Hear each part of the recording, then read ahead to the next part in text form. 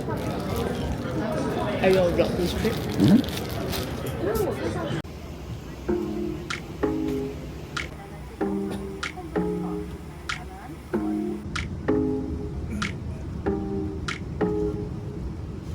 It's been a year since I was last home, and yet, the moment I stepped off the plane, everything felt familiar.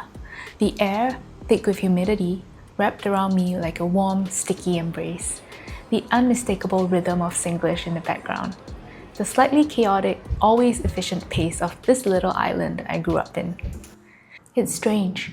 You'd think that after being away for an entire year, things might start to feel unfamiliar. But somehow they don't. I still remember how to hop across different train lines without thinking twice. I still know the little shortcuts around neighborhoods I used to walk all the time. I still remember the way home, even though I haven't walked these roads in 12 months. Even when new cafes pop up and old stores close down, I still feel like I know this place. The landscape may shift, but the rhythm of the city and the feeling of being home stays the same. Coming back to Singapore feels like slipping into an old rhythm. It's a rhythm that's comforting, familiar, and filled with people who have shaped me. Friends who knew me before I even knew who I wanted to be. Family whose love is quieter, steady, and always present. What strikes me every time I come home is how effortlessly we pick up where we left off. We sit down, we eat, we laugh, and somehow it's as if no time has passed at all. Which is so ironic because a whole year has passed.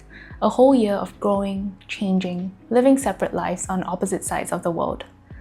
But that's the beautiful thing about love between family and friends. It's patient, it waits, and when it reunites, it doesn't demand updates or explanations.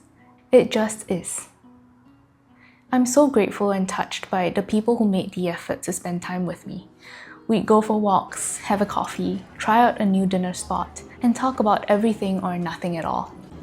And in those moments, the conversations, the laughter, and the quiet understanding, I'm reminded that I'm held.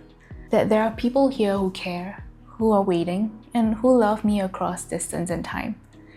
And of course, there's the food. Food is such a big part of what home means to me.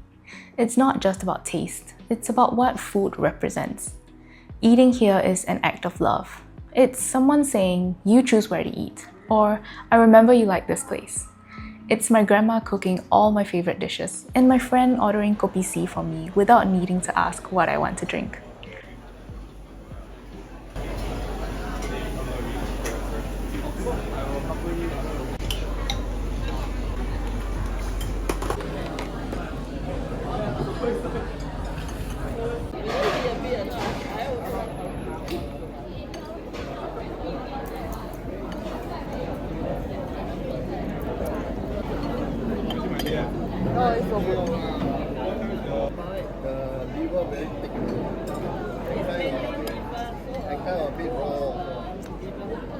It's the shared joy of trying out new cafes and hawker stalls.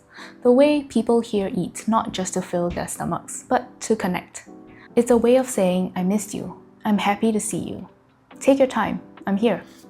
In a way, every meal I've had since being home has been a conversation. Sometimes quiet, sometimes lively, but always full of love. And here's the part that gets harder each time, saying goodbye. When I first left for grad school, I didn't even give a second thought about whether I would get used to this. I expected that goodbyes would become routine. But the truth is, it never gets easier. In fact, it's become more difficult. Because each time I return, I'm reminded of what I'm leaving behind. The softness of home, the warmth of people who I've known for years, and the feeling of being understood without needing to explain myself. Each return brings more memories, more reminders of what I miss, and more people I love.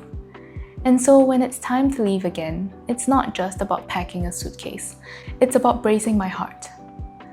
I try to remind myself that this distance is temporary, that home will still be here when I return, and that love doesn't disappear just because you're far away. But I won't pretend it's not hard. It is. Still, I'm grateful. Grateful that I have people who make leaving so difficult, because that means I have people worth missing. I have people who wait for me to come home. So here's to familiar streets, shared meals, and conversations that pick up as if no time has passed.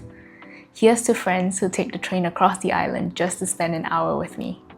To family who stock up the fridge with my favorite snacks even before I arrive. And here's to goodbyes, painful as they are, because they remind me just how much I'm loved. Till next time home, I'll be back.